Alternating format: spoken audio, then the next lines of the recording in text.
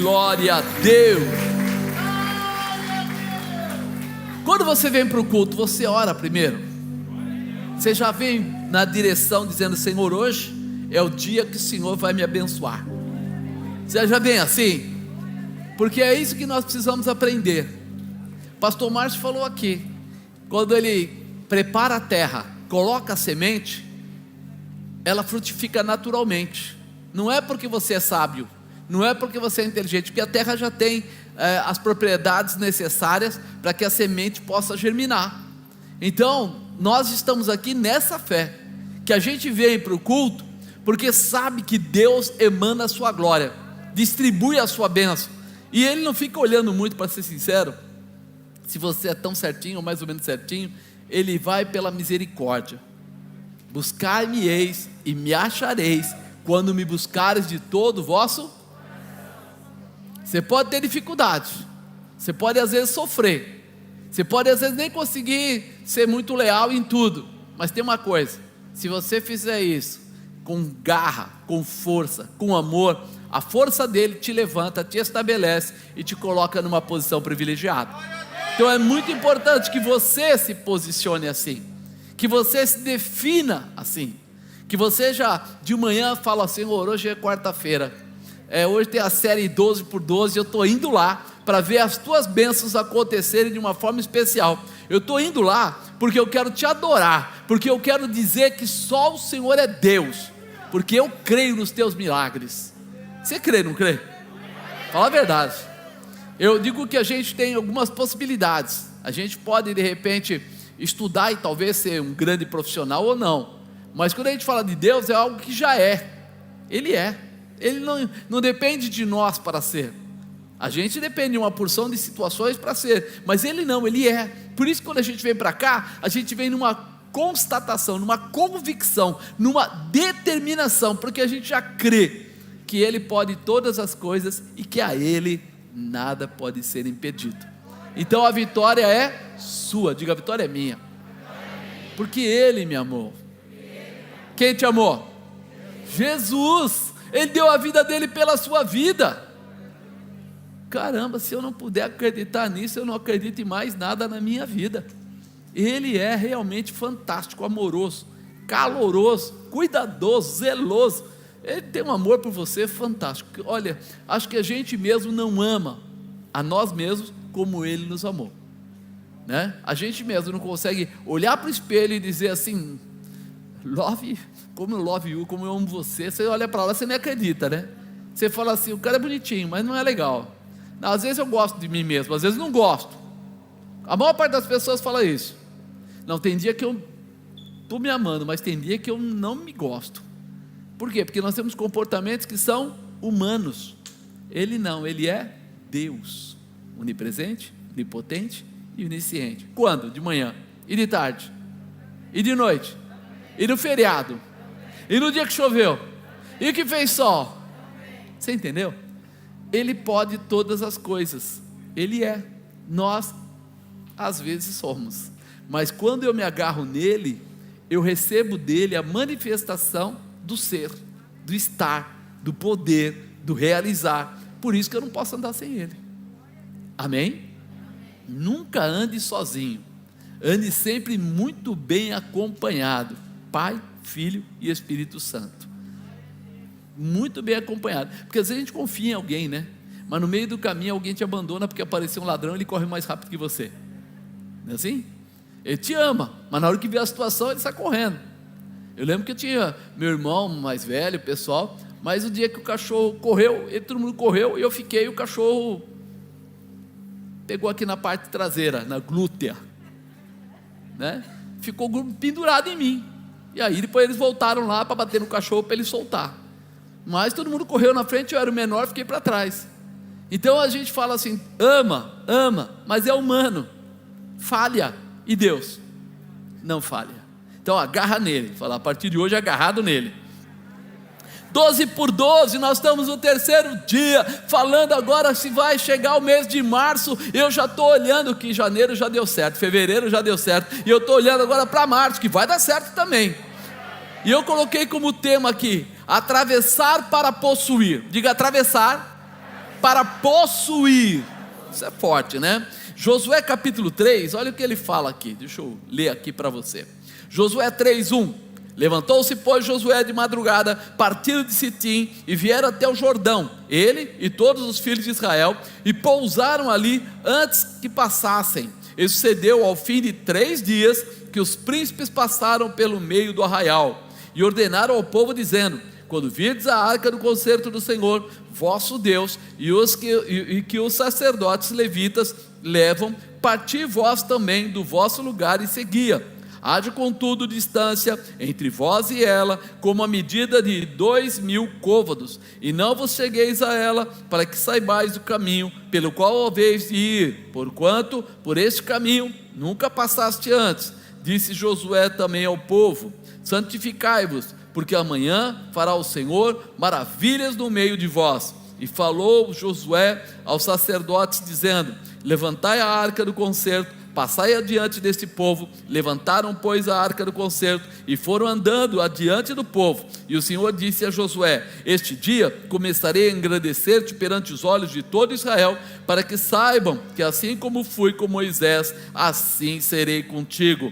Tu, pois, ordenarás aos sacerdotes que levam a arca do concerto, dizendo: quando vierdes até a borda das águas do Jordão, parareis no Jordão. Então disse Josué aos filhos de Israel: chegai-vos para cá e ouvi as palavras do Senhor vosso Deus. Disse mais Josué: nisto conhecereis que o Deus vivo está no meio de vós, e que todo lançará de diante de vós os cananeus, os heteus, heveus, ferezeus, girgazeus, e os amorreus e os jebuseus. Eis que a arca do concerto do Senhor de toda a terra passa o Jordão diante de vós. Tomai, pois, agora 12 homens das tribos de Israel, de cada tribo um homem, porque há de acontecer que assim que as plantas dos pés dos sacerdotes que levam a arca do Senhor, o Senhor de toda a terra, repousem nas águas do Jordão, se separarão as águas do Jordão. As águas de cima que descem pararão no montão. E aconteceu que, partindo o povo das suas tendas para passar o Jordão, levavam os sacerdotes a arca do concerto diante do povo. E quando os que levavam a arca chegaram até o Jordão, e os pés dos sacerdotes que levavam a arca se molharam na borda das águas, porque o Jordão transbordava sobre todas as suas ribanceiras todos os dias da cega, pararam-se as águas que vinha de cima, levantaram-se no montão, muito longe da cidade de Adã, que está à banda de Sartã, e as desciam do mar das Campinas, que é do mar salgado, faltava de todo, e separaram-se. Então passou o povo de fronte de Jericó, porém os sacerdotes que levavam a arca do concerto do Senhor pararam firmes em seco no meio do Jordão, e todo Israel passou em seco até que todo o povo acabou de passar o Jordão. A gente olha para isso e começa a perceber alguns detalhes, né? Quando nós falamos sobre atravessar, vencer dificuldades, sobre alcançar o impossível, né?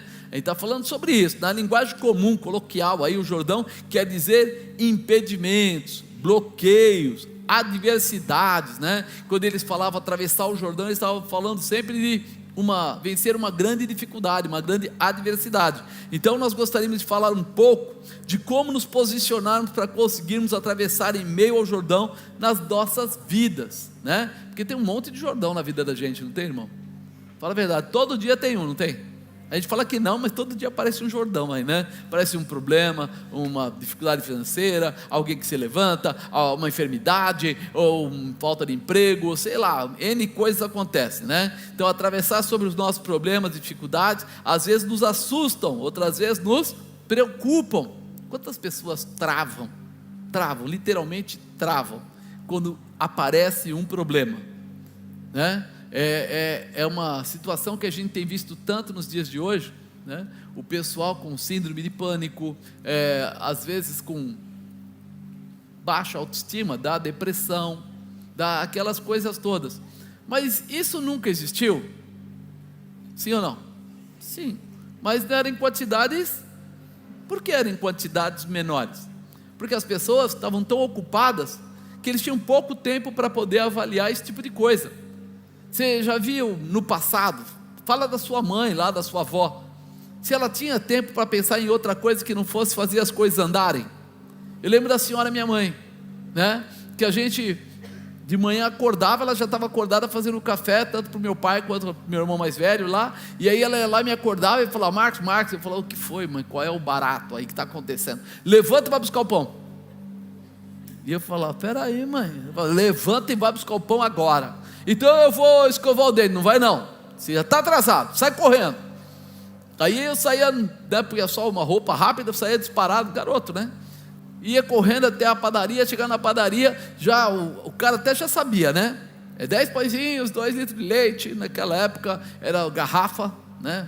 Hoje o pessoal fala garrafa, era garrafa, né? Na época, aí eu já punha na sacola, punha lá no braço, saía correndo de volta, chegava em casa, meu pai já estava praticamente, né, quase saindo de casa, aí ele pegava alguma coisa, ela comia rápido, meu irmão pegava também, saía, e aí minha mãe falava assim: você pode ficar na cama mais meia hora. Eu ia lá, deitava, daqui a meia hora, quando eu olhava, ela estava em cima de mim de novo.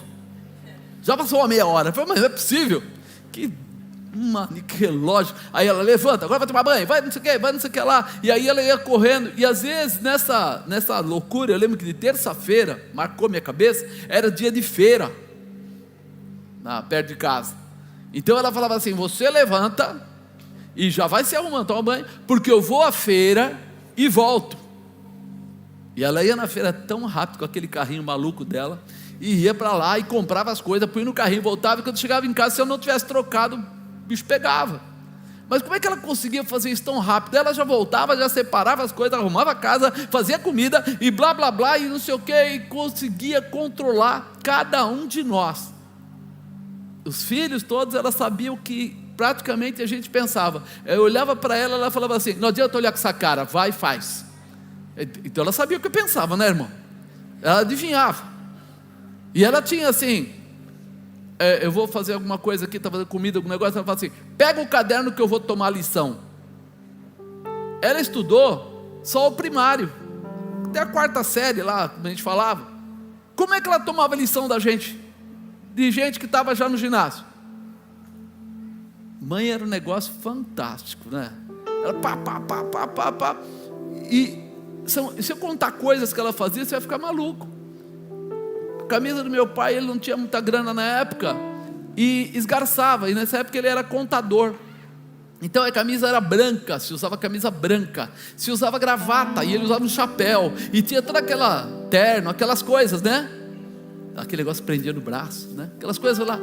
Aí estragava, e ela não tinha dinheiro. O que ela fazia? Ela tirava o colarinho, invertia o colarinho, costurava bonitinho, colocava, e o punho também parecia novo.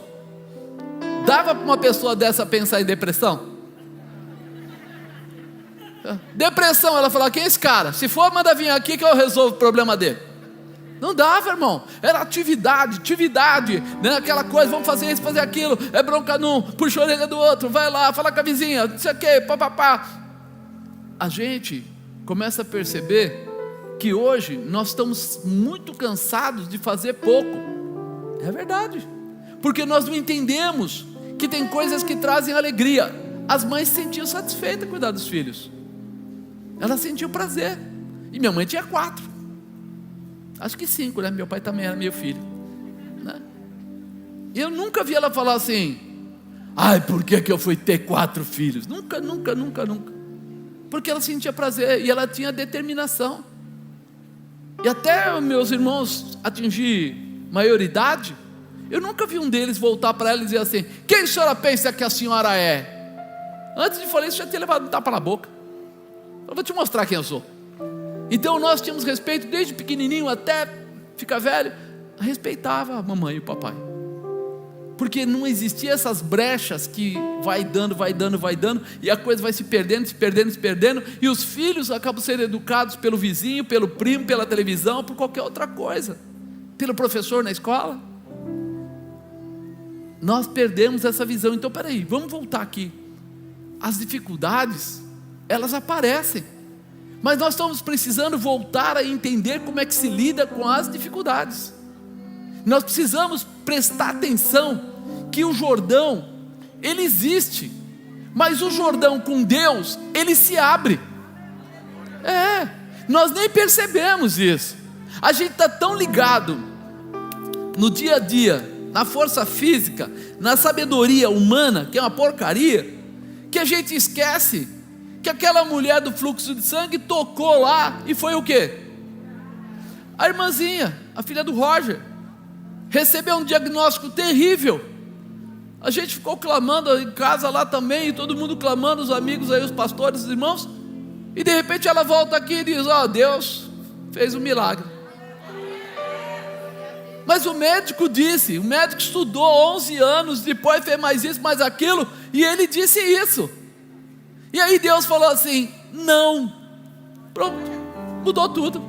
E nós estamos precisando resgatar como é que se abre um Jordão.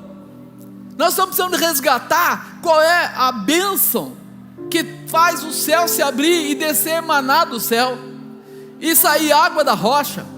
Nós estamos precisando resgatar aquilo que Deus nos deu e que nós estamos perdendo.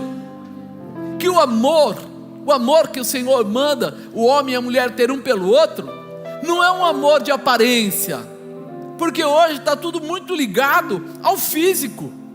E o físico, meu irmão, vou falar a verdade, particular para nós aqui.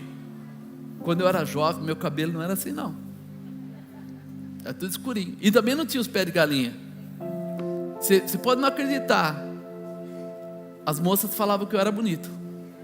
Eu sei que hoje não dá para comparar, mas elas falavam isso. Mas eu fiquei velho. Se a bispa tivesse olhado para mim e pensado como é que eu ia ficar, ela estava comigo? Não ficava. Mas o que Deus mandou, a palavra dele é: amai-vos e multiplicai-vos. Quando ele falou a palavra amai-vos, ele estava dizendo o quê? Aqui dentro, ser companheiro, estar junto, compartilhar projetos, futuro. Ele une propósitos. E as pessoas hoje estão casando da forma errada. As pessoas hoje estão procurando o menininho, a menininha, eu tenho que ser uma malandro, tal. Depois ele continua malandro, aí dá uns tapas nela. Aí todo mundo fica assim: nossa, não pode. Nós vemos aí uma lei dizendo que a mulher tem que ser igual ao homem. Quando a mulher é igual ao homem, o que acontece? O homem trata a mulher como homem. E quando o homem trata a mulher como homem, como é que fica? Oi, docinho de coco, tudo bem? Como é que ele trata o colega dele quando o colega dele vai lá e sacaneia ele? Dá uma bifa nele, xinga ele, enfia o pé nele. E a mulher fala: eu quero ser igual. O que ela vai levar? Você entende? As colocações estão sendo idiotas. Só que de repente as pessoas não estão prestando atenção no que eles estão falando. O que Deus colocou era para que o homem protegesse a mulher. Não é isso que fala? Mulher, sede submissa aos vossos maridos. Marido, amai vossa esposa como Cristo amou a... O que Cristo fez pela igreja? Foi para a cruz, deu a vida dele. Uau! Se eu fosse mulher, eu ia querer muito marido assim. Morra por mim, lindão. Não é verdade? Pô, o cara tem que trabalhar, tem que ir lá, tem. Mas ele falou que a mulher, ela ia ser o quê? Adjuntora, ajudadora. Ela estaria lá apoiando esse sujeito, para que ele tivesse graça e força. Não, que coisa besta. Eu quero ir para o happy hour. Tudo que nós estamos fazendo, nós estamos aprendendo a lidar com as dificuldades. Nós estamos gerando mais dificuldades. E aí vamos criar lei. E aí nós criamos a lei. Mas todo advogado, bom advogado, o que ele faz? Abre uma brecha na lei. Então toda vez que criarem uma lei, alguém que tem conhecimento de lei vai abrir uma brecha na lei. Então nós não precisamos viver por lei, nós precisamos viver por Cristo, porque o amor de Cristo constrange a gente perto ou longe da lei. A lei não segura a gente, porque eu não roubo, não é porque existe uma lei que diz para mim não roubar. Eu não roubo porque eu sei que eu estou mexendo ou atrapalhando a vida de alguém. Eu não traio minha mulher, não é porque eu quero ser bobo ou coisa parecida, mas é porque eu amo minha mulher de uma forma especial e eu quero que ela faça a mesma coisa por mim. Meus filhos têm que me amar porque eu sou um exemplo para eles. e eu tenho que amá-los porque Deus me colocou como zelador deles. Se nós pararmos um pouco, a gente vai perceber que nós estamos agora numa fase muito especial de resgate. Resgate. Eu dou risada quando eu vejo lá, de repente, aquela ONG, né? A ONG da paz. Tem Jesus? Não. Não, a gente faz alguns trabalhos, a gente tem o baile funk, a gente tem o não sei o quê. Não vai existir paz nunca. A paz não está ligada às coisas que pervertem, atrapalham, dominam, viciam. Isso não vai existir paz nunca. Mas quando eu olho para Jesus Cristo, eu vejo a verdadeira paz, eu vejo o verdadeiro amor. Pessoas que estão longe, mas que eles conseguem lembrar. Eu ia trabalhar no Rio Grande do Sul, minha mulher ficava aqui, minha família ficava aqui, e os meus amigos lá muitas vezes falavam para mim: vamos para a boate, vamos para cá, vamos para lá. Obrigado, querido, eu não vou. Mas deixa de ser bobo, sua família está lá em São Paulo, você está aqui no Sul, quem paga tudo é a empresa. Pois é, mas eu não vou. Mas por que você não ia? Porque eu tinha um amor especial para aquelas pessoas que estavam na minha casa. Então eu não abro mão de cuidar daquilo que eu amo, de perto ou de longe. Nós estamos precisando entender que o Jordão, esses impedimentos, eles não precisam de força, eles precisam de sabedoria. E a sabedoria que vale é aquela que vem de Deus. A sabedoria que vale é aquela que foi estabelecida. Lembra, Jesus disse o quê? Olha, pedi ao Pai e Ele vos enviará o outro Consolador. Ele disse para eles: ficai aqui, até que do alto sejais revestido de... Que poder era esse? É o do Espírito Santo, que é muito mais poderoso que qualquer homem na terra. E Ele dá direção, Ele dá ensinamento, Ele dá fortalecimento, e você vai vencer todas as situações da sua vida. Sua casa será abençoada, sua família será abençoada, seus filhos serão abençoados, seu trabalho será abençoado, sua empresa será abençoada. Quando você tirar os olhos dessa coisa comum e podre e colocar os olhos em algo que é eterno, o céu, eternidade. Satanás não vai segurar a tua bênção, não vai atrapalhar. Nós somos conscientes que a realização da vitória só virá depois que nós atravessarmos o Jordão. Ou seja, eu preciso vencer estas situações, eu preciso me condicionar para essa vitória. Então, ensinamentos para atravessarmos o Jordão. Primeiro, atenção à orientação. Olha o que ele fala no versículo 3: e ordenaram ao povo dizendo: quando virdes a arca do concerto do Senhor vosso Deus, e que os sacerdotes levitas levam, parti vós também do vosso lugar e seguia. É para fazer o quê? Seguir. Seguir o quê? A arca representava o quê? A presença de Deus. A arca era a representação da presença de Deus. E ele está dizendo aqui, vocês vão seguir os sacerdotes, porque os sacerdotes vão estar levando a arca, os sacerdotes vão estar levando a presença de Deus. Haja contudo distância entre vós e ela, como da medida de 2.000 côvados, e não vos chegueis a ela, para que saibais o caminho pelo qual haveis de ir, porquanto este caminho nunca passaste antes. Eu preciso seguir a Deus. E quando ele fala seguir a Deus, ele faz questão de dizer aqui 2.000 côvados. Cada côvado tem mais ou menos 47 centímetros. Vamos arredondar para ficar mais fácil, tá bom? Então, se fosse 50 centímetros, 2.000 côvados igual a 1.000 metros. Então ele fala assim: vocês vão seguir, mas vão seguir a 1.000 metros da arca. Vão ficar 1.000 metros. Vocês não vão encostar. Mas por que ele falou que vão seguir, mas não vão encostar, não vão chegar perto? Nós estamos vivendo um período bastante complicado, né? Ele fala aqui, né, para que saibais o caminho pelo qual haveis de ir. Nós estamos hoje vendo um monte de gente querendo dizer para Deus como Ele deve proceder. Não, isso não é pecado mais, aquilo não é pecado mais. Não, você está vendo escrito na Bíblia, mas essa Bíblia foi escrita há tantos anos atrás, que já não é mais assim. Querido, quem mudou foi o homem, não foi Deus. Deus não mudou. O que era prostituição para Deus, ainda é prostituição para Deus. O que era mentira, ainda é mentira. O que era engano, ainda é engano. O que era bebedice, ainda é bebedice. A Bíblia não está descomposta, ou atrasada, ou perdida. Quem está perdido é o ser humano. É por isso que ele fala: você vai seguir a 2.000 côvados a presença de Deus. Primeiro, porque a palavra de Deus diz, né, que o pecado faz separação entre o homem e Deus, e ninguém poderia se apresentar a Deus, né, com o pecado. Por isso ele fala: nem chegue tão perto, acompanhe, siga, vai próximo, mas não perto. Porque tem gente que logo começa a andar, mal entra na igreja, sabe o que ele pensa? Poxa vida, eu já sei mais do que esse pastor, já sei mais do que esse colaborador, já sei mais do que aquele evangelista, já sei mais do que aquele outro membro. Então ele fala assim: segue na distância, para aprender pelo caminho. Por quê? Porque não era para ir do lado, não era para ir na frente, era para seguir atrás. E nós precisamos estar abertos para seguir a orientação conforme ela é dita. Você sabe quando você está muito perto do carro da frente e a pessoa dá uma brecada, o que acontece com você?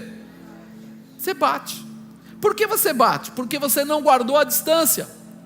E a distância, quem fez autoescola sabe, tem uma distância entre um veículo e outro que está lá determinado, fique a distância. Poxa, é verdade, mas eu não quis ficar, mas estava chovendo. Não, mas o lugar tinha areia no chão, mas sempre tem um mais aí no meio. Mas a verdade é que aquela garantia da distância é a proteção, para você pensar antes de agir, e para você não agir sem pensar. Então isso tem que ficar restrito a nós. É o que ele estava dizendo aqui: haja contudo distância entre vós e ela, como da medida de 2.000 côvados, e não vos chegueis a ela, para que saibais o caminho pelo que haveis de vir.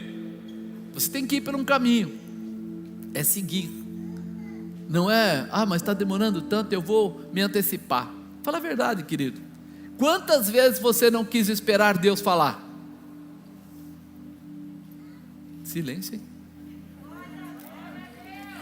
Quantas vezes nós sabíamos que não deveríamos ir, mas fomos? Quantas vezes nós tomamos atitudes que estavam totalmente fora daquilo que você sabia que era certo? Você sabia que é da zica, que ia dar problema, mas você falou assim: não dá para esperar, eu preciso resolver isso, eu preciso tomar essa atitude.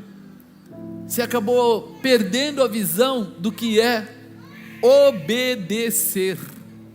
Obedecer é algo que até foi falado, né, para Saul: melhor é obedecer do que sacrificar.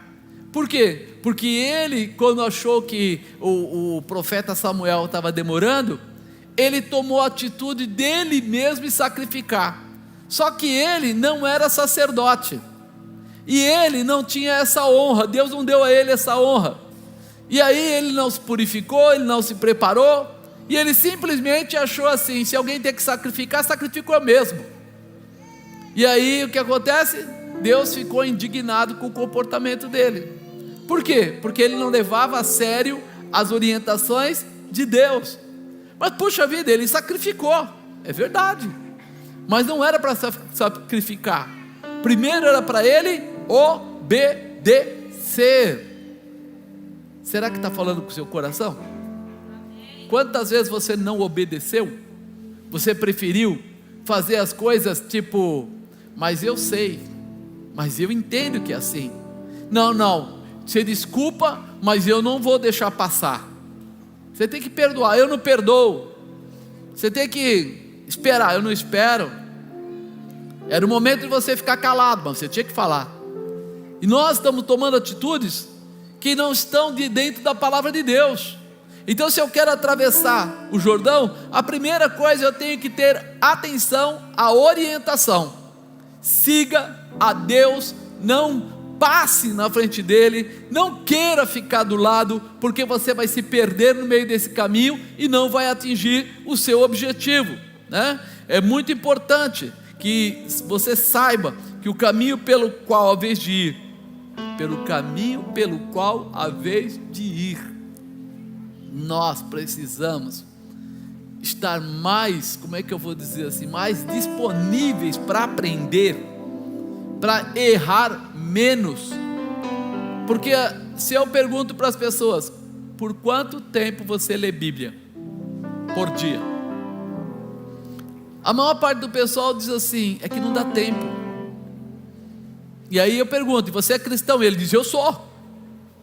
Mas você não consegue ler a Bíblia? É que não dá tempo. Mas se você fizer uma faculdade ou um colégio, e o professor der um livro para você ler, você lê.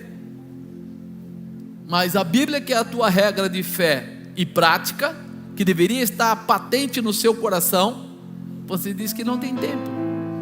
Nem que você lesse no ônibus, nem que você lesse no banheiro, nem que você lesse um pouquinho por dia na hora de dormir ou na hora de acordar, seria necessário. Mas por quê? Para que eu tivesse o padrão de Deus no meu coração. Eu preciso ter o padrão de Deus no meu coração. Por quê? Porque só assim eu vou saber quando eu estou errado. Se eu for na frente, eu não vou saber. Se eu for do lado, eu também não vou enxergar. Se eu for atrás, aí eu vou ver. Ou seja, se eu seguir o padrão, eu vou conseguir corrigir qualquer erro que entrar na minha vida. Eu costumo dizer que eu e a bispa, antes de nos convertermos, a gente tirava umas faíscas de vez em quando, quase todo dia, porque ela era chefe no departamento, ela era secretária da presidência lá, e eu era chefe na minha empresa de um setor. 2 chefes em casa, o que acontece? Quem é que manda? 2 bicudos não se beijam, né? Até que a gente se converteu e entendeu, peraí, melhor é dar do que receber. E quem ama, ele não quer ultrapassar o outro, não quer mostrar mais poder, ele quer entender o outro. O que foi que você está dizendo? Qual o motivo? Aí mesmo quando a gente estava acelerado, e a gente percebia que o outro estava mais acelerado, a gente parava um pouco, deixava, quando baixava a poeira, a gente voltava a conversa e resolvia a situação. Por quê? Agora está se lidando com sabedoria, e não com autoridade ou poder. Agora é sabedoria, porque o amor está ligado à sabedoria, e isso muda a nossa história. Então peraí, eu só vou saber o que está certo e o que está errado quando eu conhecer o que é certo e o que é errado. Quando a minha carne velha, quando meus sentimentos humanos forem agora orientados pela palavra de Deus, porque senão toda hora eu vou querer brigar com todo mundo. Quem está certo, quem está errado? Quando eu comecei a minha vida lá nas empresas, nos lugares, eu via toda hora aquelas frases, né? Não, cá para nós antes ele do que eu. Se tiver que se dar mal a alguém, que se dê ele. Se alguém tiver que ser mandado embora, que se dê ele. Então você foi crescendo numa visão de é melhor bater do que apanhar, que é melhor vencer do que ser derrotado, que você não quer nem saber quem vai cair, que não seja você, o resto que se dane. E aquilo vai formando o seu caráter, até que chega um dia e você se converte, e aí alguém diz o contrário: amar ao próximo como a ti mesmo. Isso. E aí eu não posso bater nele, eu não posso derrubar ele, eu vou ter que ajudar ele também, eu vou ter que apoiá-lo. E começa a mudar a sua visão, porque essa visão de Deus não é destruir, é levantar, não é abater, é ajudar. E aí, como é que você está fazendo na sua vida? Qual a sua medida de vitória? Quando você se dá bem e o outro se dá mal? E aí você vai de repente lá em 1 Coríntios 13, que fala do amor, e fala que o amor não se soberbece, que o amor não deseja mal, que o amor... E aí, tem alguma coisa errada. Lê depois lá para você ver o que é o amor. E aí ele diz que você tem que ter amor, amar ao próximo como a ti mesmo. Então toda vez que você deseja mal para alguém, você está fora do amor.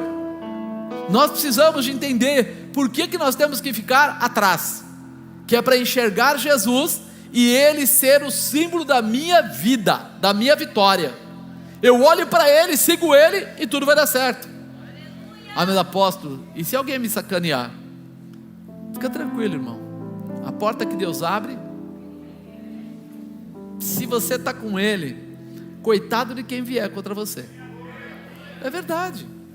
Se por acaso aquela porta se fechar, ele abre outra melhor que aquela. Não vai ter isso. Só que você precisa entender quem é o Deus da sua vida e viver essa manifestação. Porque caso contrário, você vai ficar sempre forçando, tentando, querendo vencer, e depois, quando você for derrotado, você vai ficar super angustiado. Aí vem a depressão, porque você pensou que era bom e descobriu que não era. É aí que vem a depressão. Quando você acha que você vence e você não vence, dá um oco, sabe aquela situação? Quando você pensa assim: eu sou melhor nessa empresa, nossa, como eu sou bom. E aí alguém vem lá e fala assim: está despedido. O que acontece? Você fala assim: eu dei minha vida por essa empresa. Besta, tonto, não era para dar vida, era para dar o seu profissional. A vida você dá para Jesus, que Ele cuida. Quando você entender isso, você muda toda a sua perspectiva. Eu estou falando isso de mim mesmo, porque quando eu comecei nos meus trabalhos aí, eu cheguei a entrar numa empresa num dia e saí 2 dias depois sem ir para casa, sem tomar banho, sem fazer nada, trabalhando e montando relatório e apresentando para a diretoria, porque o diretor queria. Chegou um dia, eles falaram assim: Marcos, infelizmente a sua presença já não é mais necessária. 10 anos depois, 10 anos e meio, eu falei: cara, não é possível. Eu sou o cara que não dormiu, o cara que montou, o cara que foi falar com o presidente da empresa, o cara que fez isso, o cara que fez aquilo. Falei: mas não era mais, pronto. Aí quando eu saí de lá, estava começando a ir para um culto em casa e me converti. Aí eu entendi que todas as minhas brigas, as minhas inimizades, todo o meu poder, a minha sabedoria humana, 50 e poucos cursos preparação, etc., faculdade e não sei o que lá, não valeram nada. Aí eu entro no outro lado, agora diferente. Agora o Senhor é meu pastor e nada me faltará. Primeira reunião que eu vou para uma briga, o Espírito Santo fala: presta atenção em mim. Eu falei: estou numa briga aqui na mesa dos diretores, que atenção. Ele falou: tire o sapato dos pés, coloque o pé no chão e a palma da mão na mesa e tome posse desse lugar. Meu irmão, o que eu fazia com aqueles outros 50 e tantos diplomas? O que eu ia fazer com a minha faculdade? O que eu ia fazer com toda a minha sabedoria? Mas eu preferi obedecer ele. Tirei o sapato, coloquei o pé no chão e a mão em cima da mesa e disse: eu tomo posse desse lugar. Alguém virou e disse que eu tinha que ser dispensado, porque não estavam de acordo. Final da história, só para resumir bastante, ao invés de eu ser dispensado da área comercial que eu era responsável, eu assumi a área industrial também. Fiquei gerente do planejamento, da área industrial, da manutenção e da área comercial, porque o cara que quis que eu fosse mandado embora, foi mandado embora, e meu diretor falou: você assume essas áreas? Eu falei: assumo. Mas eu já fui alguma vez gerente industrial? Nunca, mas eu não precisava mais, eu tinha Jesus. Jesus ia me dar sabedoria através do Espírito Santo. E foi o que aconteceu, eu mudei tudo. Chamei gente lá e perguntei, e fui falando para os caras: me conta aí o que você acha. Ele me contou, e eu fui pegando e deu tudo certíssimo. Mas por que isso, irmão? Porque Deus tinha que me mostrar que a minha sabedoria não ia fazer eu atravessar o Jordão. Eu precisava da sabedoria dele. E aí quando o Espírito Santo entrou, o ego do Marcos saiu. Será que não está na hora de entrar na sua casa a sabedoria de Deus e o seu ego dá licença para o Espírito Santo trabalhar? Não é o momento de você falar: Espírito Santo, eu sou muito sábio, mas agora eu vou deixar o Senhor conduzir, eu vou baixar a bola e o Senhor vai realizar, o Senhor vai fazer o que for necessário. Você precisará se disponibilizar para passar por este novo caminho. É um novo caminho. Para mim era um novo caminho. Até então eu tinha uma maneira de agir, mas aí eu tive que mudar a minha maneira. Eu tive que repensar. Mas você não trabalhou mais? Eu trabalhava que nem um camelo, irmão. Só que agora eu orava, eu perguntava, eu chamava Deus para falar, pedia orientação. Às vezes ele dizia para mim: chama funcionário, coloca todo mundo, faz isso. Eu fazia tudo que ele ia me falando, e dava certo. Antes não, eu ia para a briga. Antes eu era um cachorro, um pitbull, soltava no meio das reuniões e eu tinha que defender a minha posição. Ele falou: para que você faz isso? Eu defendo sua posição, deixa que eu resolvo sua vida. E aí você começa a entender que você caminhou num caminho errado, que era hora de mudar, de passar por um novo caminho. Fala para alguém aí do seu lado: é hora de você passar por um novo caminho. Esquece o conhecimento humano, recebe o conhecimento espiritual, porque ele vai mudar a tua história. Amém? Segundo ensinamento, para atravessar o Jordão: estar pronto. Diga: estar pronto. Disse Josué também ao povo: santificai-vos, porque amanhã fará o Senhor maravilhas no meio de vós. Amanhã fará o Senhor maravilha no meio de vós. Mas ele disse que eles precisavam se santificar. Santificar é mais ou menos como tomar banho. Alguém tomou banho já hoje? Se não tomou, também você não vai me contar. Mas sabe o que é tomar banho? Quando você vai tomar banho, você leva sabonete? Quando vai lavar a cabeça, leva o shampoo, né? Quando não tem, para sabonete também. E leva uma toalha. Agora, quando você chegou no chuveiro, chegou lá dentro, pá, e aí você foi começar a tomar banho e descobriu que não está lá o sabonete, o que é que você faz? Toma banho sem sabonete? Deixa de ser safado. Se for marido, vai gritar pela mulher: fulana, fulana, fulana, fulana, e etc, vai pedir ajuda. Mas ele quer sair de lá limpo, ele quer sair de lá perfumado, ele quer sair de lá melhor. E a mulher só pega o sabonete por causa disso. Eu falo: não der sabonete para esse cachorro, ele vai sair daí cheirando a água. Eu não quero, vou dar sabonete para ele. Ela também quer você perfumado. Agora, quando você olha para isso, você fala assim: puxa vida, o Senhor estava dizendo para eles: amanhã nós vamos ter um encontro, as maravilhas vão te encontrar, mas você vai ter que tomar banho para poder chegar lá. Você vai ter que se livrar, mudar, restaurar, se estabelecer, para poder chegar na presença do milagre, na presença de Deus.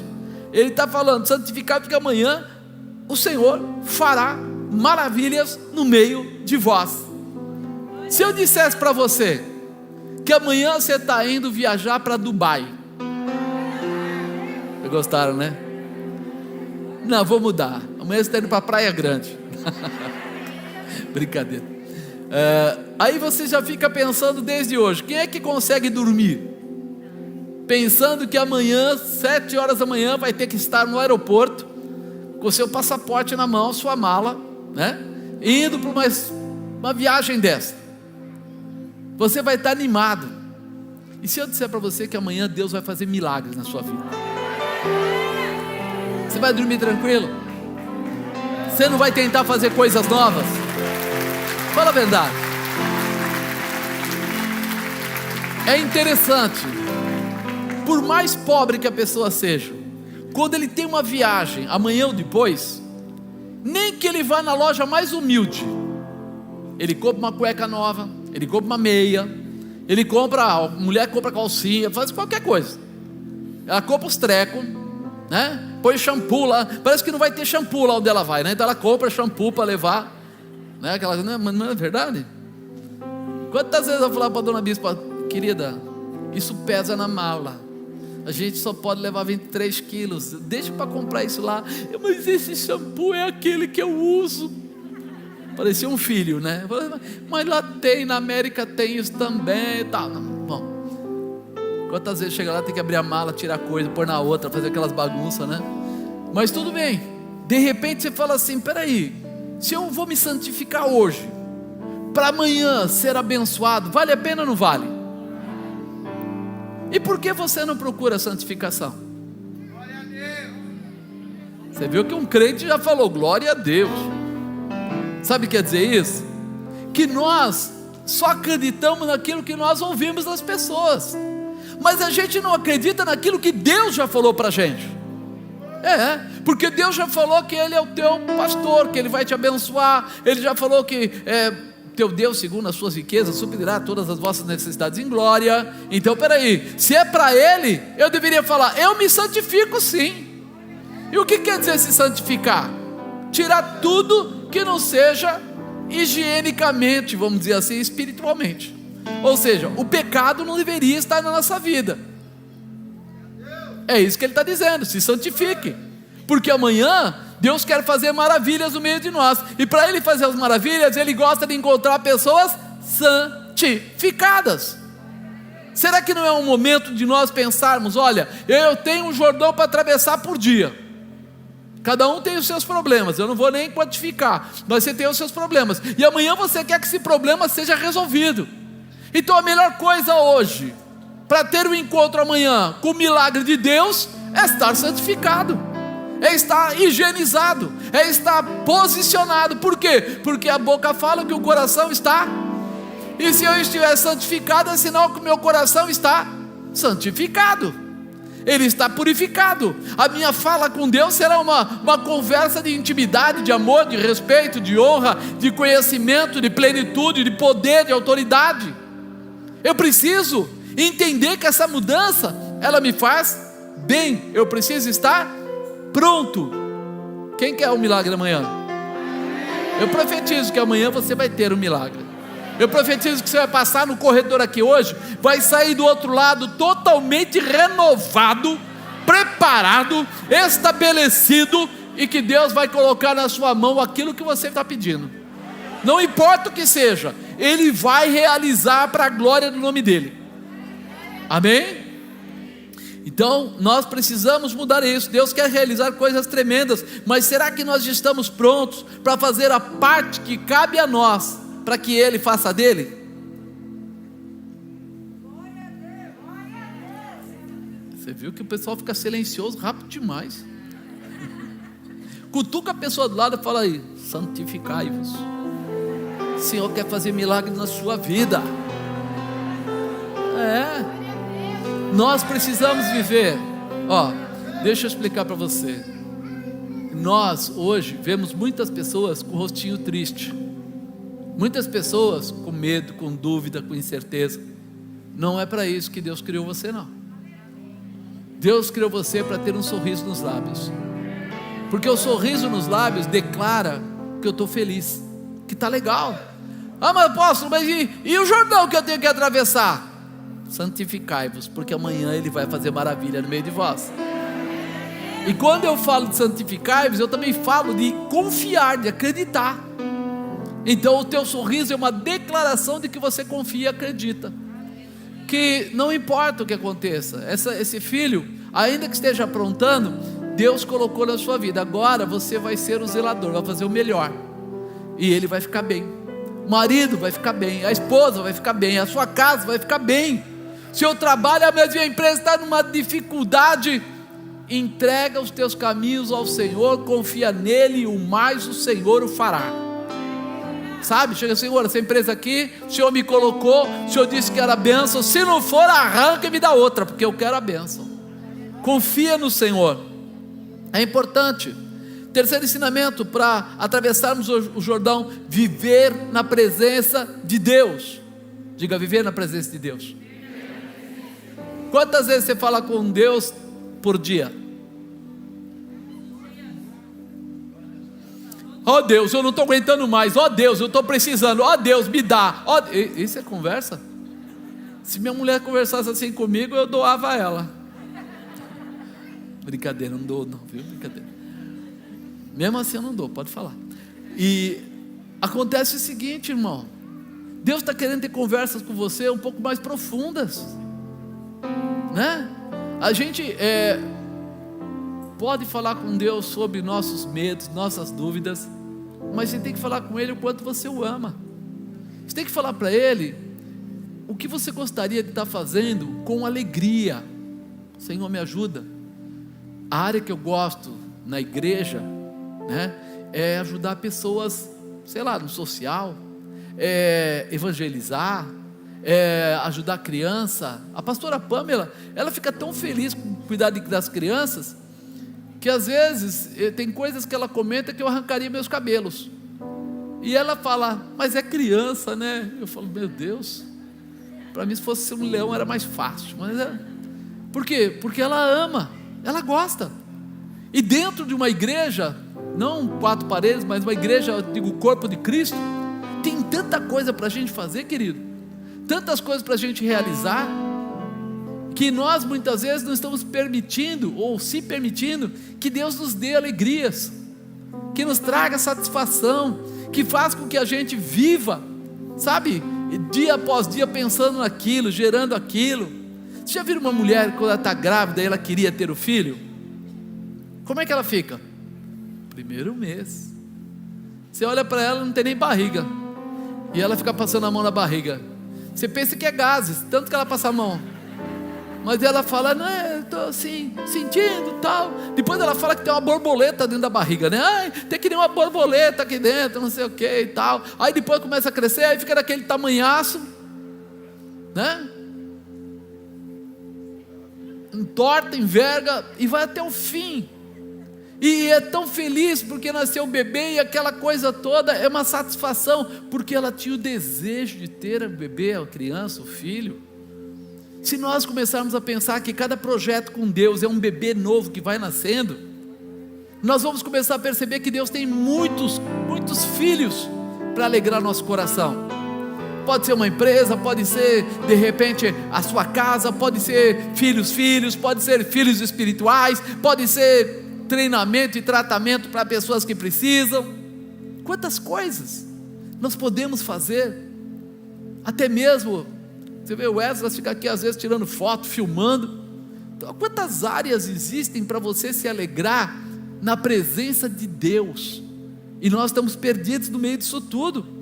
Eu preciso viver essa presença. Tu, pois, ordenarás aos sacerdotes que levem a arca do concerto, dizendo, quando vierdes até a borda das águas do Jordão, parareis no Jordão. Vai ter que levar o quê?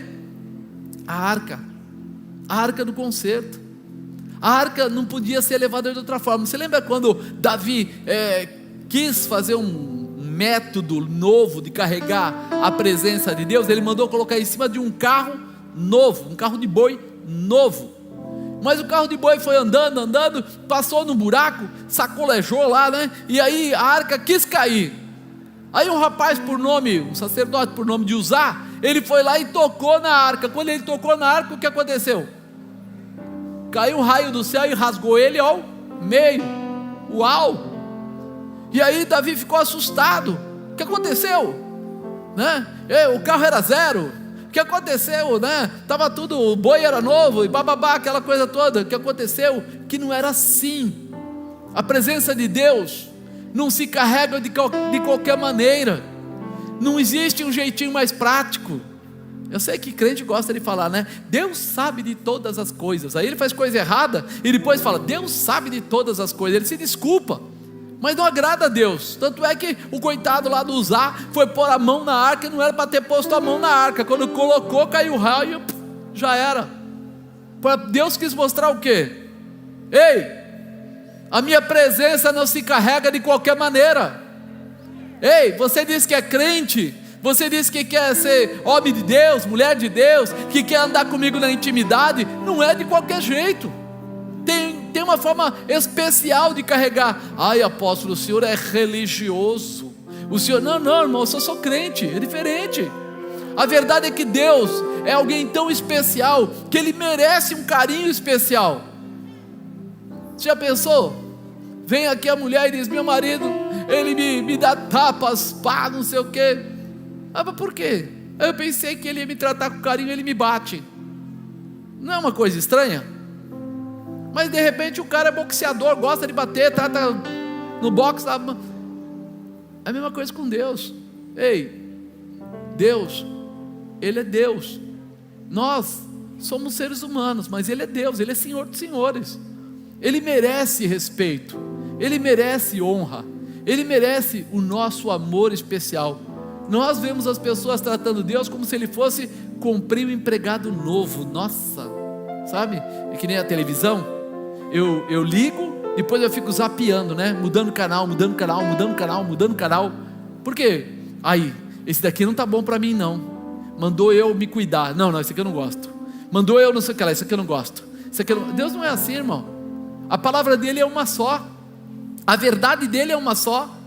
E você não vai mudar a Deus. Não vai mudar. Você pode até criar um monte de informações diferentes, fingindo e tal, mas ele continua sendo Deus do jeito que ele ensinou. Ele tem princípios, e Deus se move por princípios.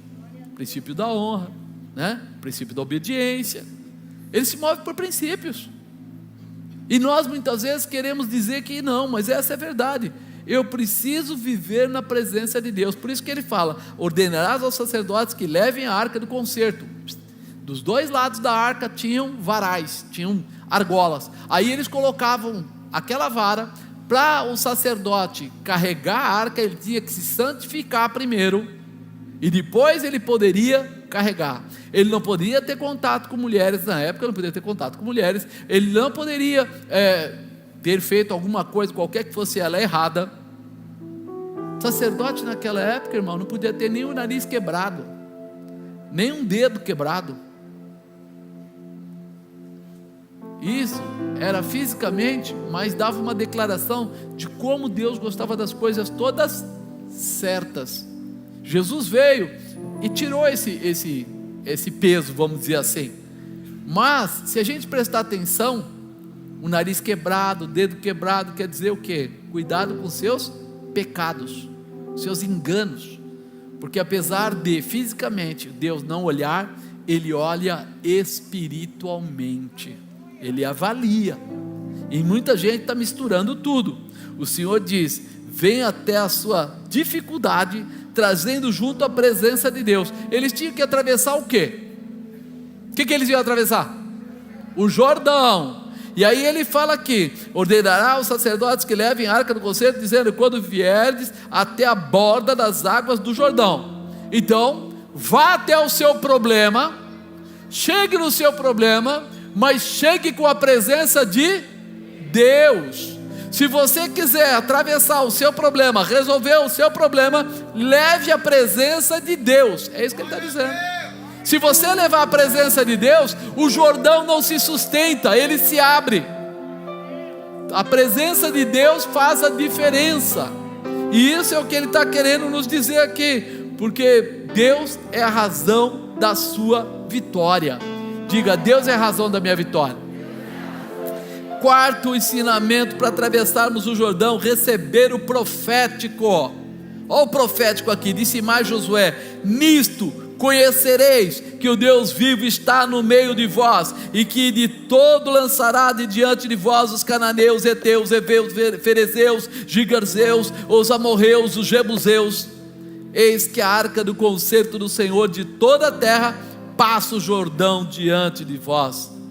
Então, a palavra está aqui declarada, está colocada, que eles vão vencer todos os impedimentos, e que eles iam conhecer, ou reconhecer, que Deus, o Deus vivo, estava no meio deles. Deus estava dizendo: recebe aí o profético, a palavra. Alguém já recebeu alguma palavra profética? Foi o que aconteceu aqui. Você já pensou para eles vencer os heteus, cananeus, heveus, ferezeus, gigarzeus, amorreus, jebuseus? Era todo o pessoal que morava naquela região de Canaã, e eles estavam chegando numa terra que não era deles, e Deus estava dizendo: vou dar essa vitória, vocês vão passar pelo Jordão, né? Vão vencer Jericó, e vão começar a vencer os 35 reis depois. Vocês vão vencer toda aquela situação. Talvez hoje pareça pouco, mas é como se Deus falasse assim: você está devendo dinheiro? Estou. É pobre? Sou. Não tem casa para morar? Não. Pois é, daqui a mais ou menos alguns poucos anos, você vai ficar muito rico, e metade de São Bernardo será sua. O que você ia falar? É possível? Não, é loucura. Não é possível. É o que Deus estava falando para eles: vou dar a vocês uma condição ímpar, uma condição impossível. Vocês vão passar por cidades ou vamos falar bairros, e vamos tomar posse dos bairros. Tem gente morando, tem gente lá boa de briga, mas vocês vão vencer todas. E é isso que nós precisamos abrir o nosso coração. Quando o profético de Deus vem para a nossa vida, é porque lá no céu já está registrado. Às vezes o pessoal não entende. Vem alguém e profetiza: olha, haverá uma cura, olha, você vai ter uma prosperidade, olha, sua casa será apaziguada e abençoada. E aí a pessoa fala assim: ele não conhece a minha casa. É você que não conhece o céu, irmão. Porque se um profeta está falando da parte de Deus, é porque Deus está olhando lá no cartório do céu e vendo o registro que foi colocado ao teu favor. Agora, você pode ter registrado lá no cartório uma casa para você, e você nem ir até a casa, você nem buscar e chegar nessa casa, porque você não acreditou, você não confiou, então as coisas não aconteceram. Então, antes de mais nada, confie no profético, na palavra que foi ministrada sobre você. A presença de Deus era com eles. Josué passa para eles a palavra que havia recebido do Senhor, palavra que recebeu de Deus, está escrito no céu, está registrado. Vocês vão conhecer que Deus está no meio de vós, por causa da vitória sobre todos os seus inimigos. E ele fala para passar com a presença, com a arca. Valorize ter a presença de Deus na sua vida, valorize a santificação, para que Deus esteja sempre com você, em qualquer situação e em todo tempo. O profético é tomar posse. O profético é tomar posse, é uma visão de, já foi declarado, agora eu preciso buscar, assumir, tá? Quinto ensinamento para atravessarmos o Jordão é o tomar posse, né? Para tomar posse, deveremos estar preparados para vivermos os 3 estágios. Primeiro, a promessa. Olha aqui, versículo 13: porque há de acontecer que assim que as plantas dos pés dos sacerdotes que levam a arca do Senhor, o Senhor de toda a terra, repousem nas águas do Jordão, se separarão as águas do Jordão, e as águas de cima descem, pararão no montão. Aconteceu que, partindo o povo das suas tendas para passar o Jordão, levavam os sacerdotes a arca do concerto diante do povo. Então a promessa estava lá, né? O povo partia, os sacerdotes levavam a arca do concerto.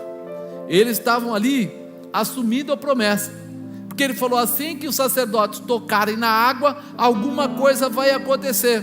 Eles assumiram, foram para lá. Depois a gente vê o que? A realização. Versículo 15: e quando os que levavam a arca chegaram até o Jordão, e os pés dos sacerdotes que levavam a arca se molharam nas bordas das águas, pararam-se as águas que vinham de cima, levantaram-se num montão muito longe da cidade de Adã, e as que desciam ao mar das Campinas, que é o mar salgado, faltavam de todo e separaram-se. Então peraí, ele diz assim, uma promessa: os sacerdotes vão chegar com a presença e vão pisar no Jordão, mas quando eles pisarem no Jordão, haverá uma manifestação, vai acontecer as maravilhas. E aí agora vem a realização. Eles foram, pisaram, aí o Jordão parou lá, as águas que desciam pararam de descer, e a parte daqui para cá continuou descendo. Olha que loucura! É como se colocasse uma parede de vidro, fechasse aqui, e todo o restante da correnteza continuou, e a terra ali no meio ficou seca. Então passou o povo de fronte de Jericó. A sua execução te levará a alcançar a realização. A tua execução, ou seja, colocar em prática, levará a alcançar a realização. Amado, às vezes eu vejo pessoas que alguém diz assim: eu estou vendo um apartamento na sua mão, e aí a pessoa diz assim: mas eu não tenho recurso. O mínimo que você pode fazer é ir olhar. O mínimo que você pode fazer é, quando você olhar, se arrancar o seu sapato e pisar no chão, tomar posse. O mínimo que você pode fazer é orar dizendo: Senhor, se for esse, o Senhor me dá um sinal, porque eu vou clamar até cansar, até a garganta secar, e eu vou ver a glória do Senhor se manifestar. Isso precisa entrar no coração. Porque ele vai falando, ó, quando levavam a arca, né, os que levaram a arca chegaram ao Jordão, os pés dos sacerdotes tocaram, né, na água, pararam as águas, e daí ele fala, então passou o povo de fronte de Jericó. Aí vem a proteção. Deus começa aqui falando o quê? Primeiro a promessa, segundo a realização, e terceiro, a proteção, para que eles não tivessem problemas. Olha o que ele fala aqui: porém os sacerdotes que levavam a arca do concerto do Senhor pararam firmes em seco no meio do Jordão, e todo Israel passou em seco, até que todo o povo acabou de passar o Jordão. Eles falaram assim: quando os sacerdotes pisarem, vai parar, e aí vocês vão passar, tá bom. E aí Deus fala para os sacerdotes assim: fiquem parados aí, até que todos eles possam passar em paz. Todo o povo tem que passar, vocês não saiam do lugar. Olha a segurança que Deus dá para eles. Não foi assim, ó, o sacerdote vai atravessar, e eles vão atravessando, corre do lado, corre, porque se vocês não forem rápidos, o que vai acontecer?